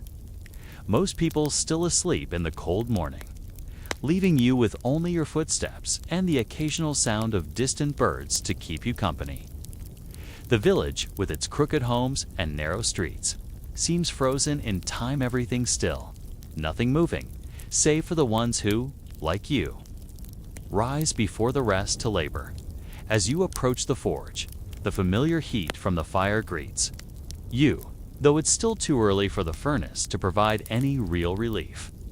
The forge is always cold when you arrive, and the task ahead feels just as overwhelming every single day. The furnace must be stoked, the fire built up again, and you know that the day's work begins only when the metal is heated and ready. The forge, despite being your workplace, always feels like a beast you must tame its fire. Demanding and unrelenting takes more than it gives. It will consume your time, your energy, but it will never offer comfort. You begin stoking the fire, your hands raw from the years of handling metal and tending to the flames. The heat gradually increases, and the room fills with the roar of the flames. The crackling sound of the fire intensifying as it consumes the wood you've carefully chosen to fuel it. But even with the fire roaring in the furnace, the cold never truly leaves. It lingers, cold as the stones beneath your feet, cold as the sweat on your brow. The forge can heat the metal, but it can never heat the air, can't warm you in the way you long to be. Historians still argue whether medieval blacksmiths saw the fire of their forges as a source of life, or whether it was simply a necessary evil that they had to endure day after day. Some suggest that blacksmiths felt a deep connection to the fire, that it was central to their identity as creators. Others claim the fire was just another element of the grueling work, something that drained rather than nurtured.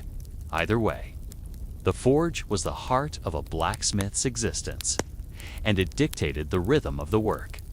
The furnace reaches the right temperature, and the metal begins to glow a dull red. You pick up the hammer, its weight in your hand familiar, but still heavy. The first strike comes easily, the clang of metal against metal reverberating through the shop. The rhythmic sound is the same everyday strike, shape, repeat. You have become part of the rhythm, your body moving automatically as your hands grip the hammer and the anvil. Each strike of the hammer is not just about shaping the metal, it's about shaping the day, shaping the future, shaping the very life you lead. Historians debate whether medieval blacksmiths felt a sense of purpose in their labor, or whether it was simply a means to an end.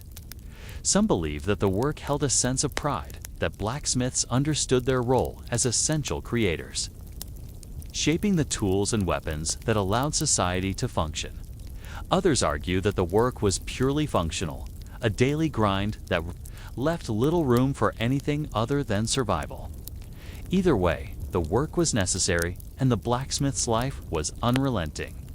You continue working, your body growing tired as the hours drag on. Sweat pours down your face, and your hands ache from the constant striking.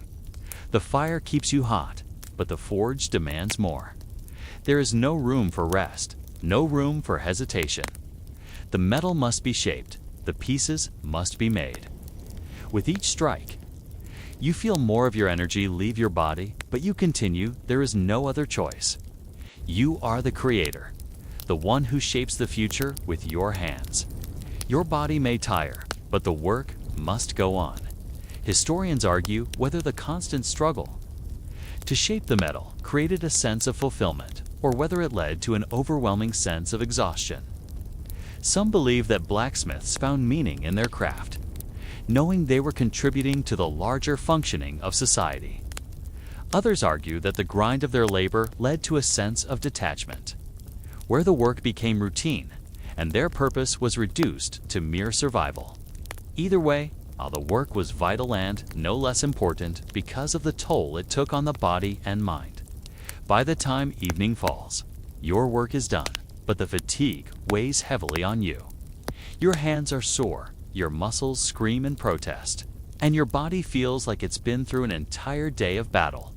The fire begins to cool, the furnace starting to die down. The night air is cold, and you stand in the silence of the forge, wiping the sweat from your brow. The world outside feels far away, silent, dark, but still there, still going. Tomorrow, it will all begin again. The forge will call you back, and the fire will demand your attention.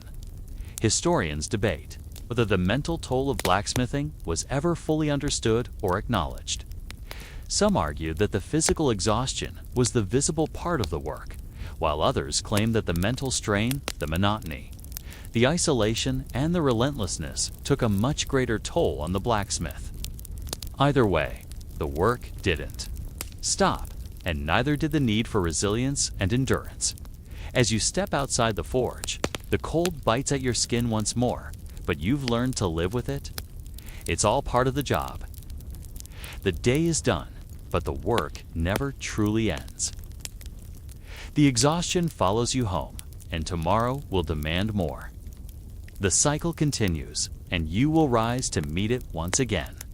The forge will call, and you will answer. The first light of dawn breaks through the cracks of your humble home, and you roll over to face the world once more. The aches of yesterday haven't left you. The familiar pull of exhaustion weighs heavy on your limbs as you attempt to stretch out the knots in your back, but it's futile. There's no such thing as comfort for a blacksmith knot after a day of endless labor. The bed, a mere collection of straw and wool, offers no comfort from the cold, the constant chill that sinks into your bones and refuses to leave. The blanket you wrap yourself in at night is a poor defense against the elements. And you rise quickly, knowing that the forge is waiting. You rise from your bed, your legs unsteady, and make your way to the hearth, where the embers of yesterday's fire are still faintly glowing. There's no room for hesitation or rest. The morning is here, and the world doesn't wait for you to recover. The fire, like your body, is tired but has a job to do. You kneel by the hearth and start adding more wood, coaxing the flames back to life with the same methodical routine.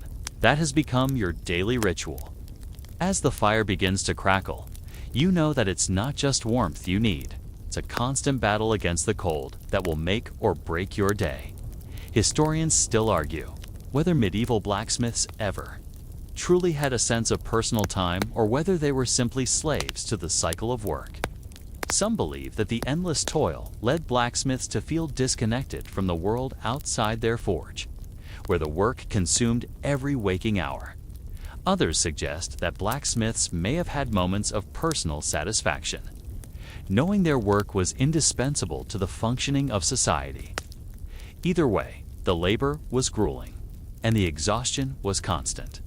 You gather your tools and step outside into the chilly air of the morning. The cold hits you immediately, a reminder that the battle against the elements has already begun. You head toward the forge, your steps steady but slow, your body already aching from the day ahead. The village is still waking up around you, but you know that you're already behind. The village needs your labor is the lifeblood of the community. Without you, nothing works. Without the blacksmith's hands, the world would fall apart. As you approach the forge, the familiar sound of the furnace beckons you. It's a low growl, almost like the sound of a beast stirring from its slumber. The forge is your domain, and it never stops demanding your attention. The heat from the furnace is always a welcome relief, though it's not without its own dangers. You feed the fire, stoking it with wood until the flames roar to life once more. The heat inside the forge will soon be unbearable, but it's a necessary evil, a tool to shape the metal, to give it life. The furnace heats up and the forge begins to hum with life. The fire dances in the hearth, its heat filling the room with an almost suffocating warmth. You can feel the sweat forming on your brow, but it's not the kind of sweat that can be wiped away in comfort. It's sweat from labor, from the physical toll of working in the forge. Your hands, already calloused and rough, grip the hammer tightly.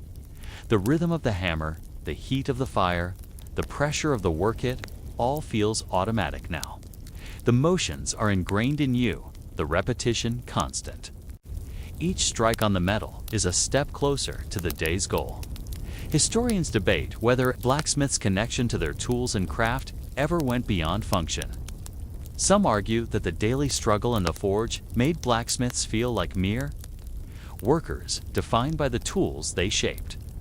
Others believe that there was a deep connection between the blacksmith and their work, a connection that allowed them to pour their creativity into each piece, creating more than just metal, but something that would be used, something vital. Either way, the life of a blacksmith was shaped by their tools. The forge and the daily, unrelenting labor. The hammer strikes again, the clang reverberating through the air. The heat from the fire mixes with the sweat pouring from your brow. As you work, your muscles scream in protest, but you don't stop. The work is never done, and the forge never rests. The fire crackles, and you continue, your arms burning with each movement, but you press on. The metal on the anvil bends beneath your hammer, taking shape, becoming something more than it was before.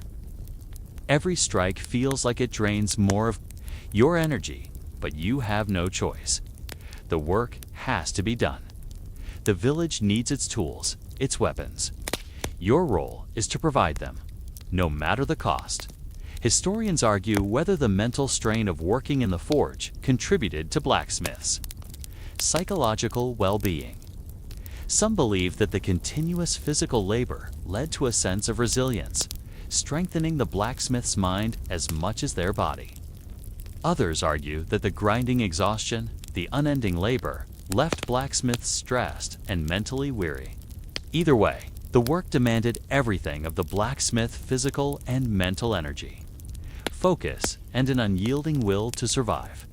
The work continues as the day wears on. The forge grows hotter. The metal bends and shapes under your hammer. You can feel the sweat soaking your tunic, the pain from your muscles, the heat from the fire. It's all part of the day's work, and there's no time to stop. You're a blacksmith, and this is the life you lead. The metal is never enough. The work is never done. Every day, you start again. The forge demands it. The world demands it. As the sun begins to set, the last remnants of the day's heat still cling to the forge. Your hands are sore, calloused beyond recognition, and your body feels as if it's been through a full day of battle. The forge continues to burn. The crackling of the fire, a constant reminder that the work never truly ends. You wipe your brow once more, but it's impossible to escape the exhaustion. The day's labor, the endless hammering, the heat of the furnaces taken its toll. And yet you push forward. You finish the last task of the day. Another weapon or tool shaped from metal with your hands and the fire. It's perfect, of course, just as it always is. But perfection comes at a price. Your shoulders are aching, your back is sore from bending over the anvil all day, and your muscles burn from the continuous motion. The work is never-ending, and though there's satisfaction in seeing your creation, there's no time to rest. The work is far too important, far too essential to let you relax for long. There are more tools to make, more weapons to forge, more lives depending on your craft. Historians still debate whether medieval blacksmiths, who dedicated their lives to shaping the future of the world with their hands, ever felt true satisfaction. From their work, some argue that the blacksmith's satisfaction came from the tangible nature of their craft. The work they did was vital, seen, and appreciated. Others suggest that the constant toll of labor, the sacrifice of time, left blacksmiths feeling overworked, their efforts unacknowledged. Either way, the blacksmith's life was defined by their labor, and their work was always just one step away from exhaustion. As you stand in the dimming light of the evening, you look at the forge and feel a sense of finality. The furnace is cooling, the fire has died down, but the embers still flicker in the corner of the room. There is a moment of stillness, perhaps the only peace you'll have all day. The world outside is quiet, and in this brief, fleeting moment, you feel the weight of the day lifting slightly. The peace of the quiet forge, the silence of the air, is almost surreal. but it doesn't last. The cycle starts again tomorrow. You clean up your workspace, put away your tools, and prepare to leave for the night. You know that you'll wake up tomorrow to face the same grind, the same rhythm, the same routine. But for now, you take a moment to feel the cold of the evening air against your skin, to breathe in the quiet of the world outside the forge. It's brief, this piece, but it's yours for the taking. The world doesn't wait, but for a moment, you can pause, rest, and feel the exhaustion in your bones. You've done your work, and now it's time to sleep. Historians argue whether blacksmiths ever truly found rest in their lives. Some suggest that the physical toll was so overwhelming that rest became an illusion, a fleeting moment that couldn't be grasped. Others believe that blacksmiths, with their connection to the forge and the tools, found a sense of peace in their work itself, that the act of creation was the true rest. Either way, the blacksmith's life was one of unrelenting effort, where rest was often a luxury few could afford. As you close the door to the forge behind you and walk into the darkness of the village, the world seems to feel far away. The moon hangs low in the sky, casting a dim glow over the streets, but it doesn't matter. The quiet of the village at night is always a relief, even though it's brief. The world outside the forge can wait. Tomorrow will come soon enough, and you'll be back at it again. There's no real escape from it, but that's the life you live. The forge, the hammer, the fire, it's always calling. The next day, the work will continue. You arrive at your cottage, the familiar stone walls offering some protection from the cold, but the night offers little warmth. The exhaustion from the day settles into your bones, but it doesn't stop you from going through the motions of preparing for tomorrow. You make a small meal, probably just bread and cheese, and sit in the silence, letting the weight of the day fall on you. But even in the silence, the echo of the hammering, the strike of the metal lingers in your mind. It never truly leaves. You historians still argue whether blacksmiths ever had true peace in their lives or whether they lived in a constant state of exhaustion. Some argue that the relentlessness of the work wore them down, leaving little room for rest or recovery. Others believe that blacksmiths found solace in their craft, in the routine, and in the fact that they provided something vital to the community. Either way, the life of a blacksmith was one of constant struggle, but it was also a life of purpose. Without the blacksmith, the world would stop. You finish your meal and lay down, your body heavy with the weight of the day. The bed, though simple, is your only refuge from the world. You close your eyes, knowing that tomorrow the forge will call you back. You'll be ready, as you always are, but for now, you rest. You've earned it.